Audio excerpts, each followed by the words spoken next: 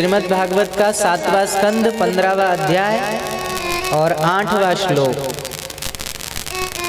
स्पष्ट रूप से कह रहा है, नैतादृशः परो धर्मो नृणां सद्धर्ममिच्छताम् न्यासो दण्डस्य भूतेषु मनोवाक्कायजस्य यः।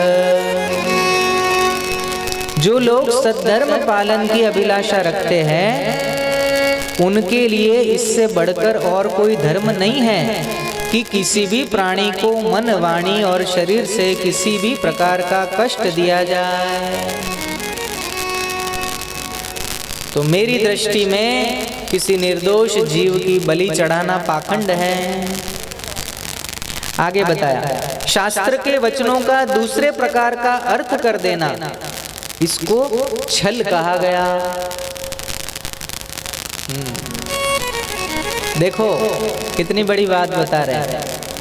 शास्त्र में जो लिखा है उसका गलत अर्थ करके आपको बताकर अपना स्वार्थ सिद्ध कर लेना छल है। अब ये छल कैसे होता है?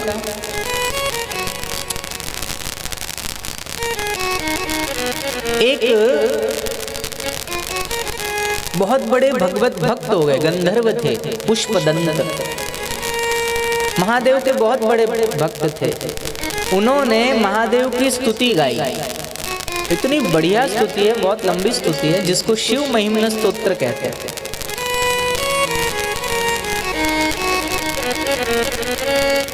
और वो शिव महिम्न स्तोत्र में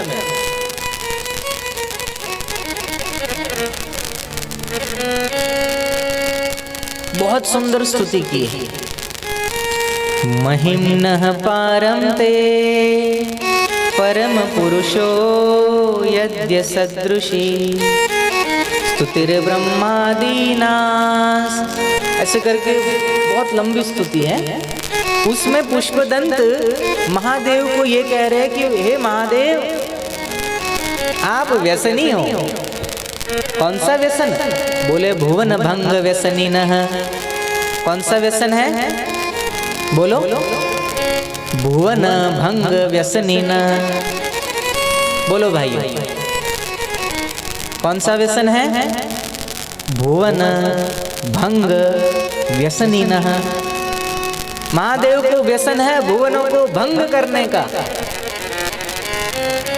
लेकिन कुछ लोगों ने भुवन हटा दिया। शास्त्र की गलत व्याख्या, इसी को कहते छल। महादेव को किसी प्रकार का कोई व्यसन नहीं है। और महादेव को व्यसन की आवश्यकता क्या है? भागवत प्रमाण है, रामायण प्रमाण है। वो राम नाम के अलावा कुछ जपते नहीं, वो महादेव। कुछ लोगों ने भुवन हटा दिया और केवल भंग व्यसनीनः। अब भंग का अर्थ होता है तोड़ देना, नष्ट कर देने को भंग कहते हैं संस्कृत में। लेकिन उस नष्ट करने वाले शब्द को भांग से जोड़ दिया, जबकि वो पूरी स्तुति संस्कृत में है। तो भंग का अर्थ तोड़ देना हुआ, नष्ट कर देना हुआ। अगर वहां सचमुच में भांग के बारे में लिखा होता तो संस्कृत में भांग को विजया कहते हैं। उसमें लिखा होता है विजया व्यसनीनः, लेकिन वहां लिखा है भुवन भंग व्यसनीनः। तो लोगों ने, जो भांग पीने की आदत जिनको थी, उन्होंने महादेव को व्यसनी बना दिया। शास्त्र के वचनों का गलत अर्थ प्रस्तुत किया। और आज लाखों नहीं करोड़ों लोग यही मानते हैं कि महादेव भांग पीते होंगे, चिलम पीते होंगे।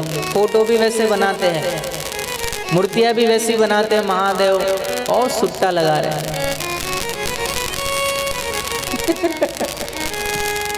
नहीं, महादेव को किसी भी प्रकार का कोई बाह्य व्यसन नहीं है।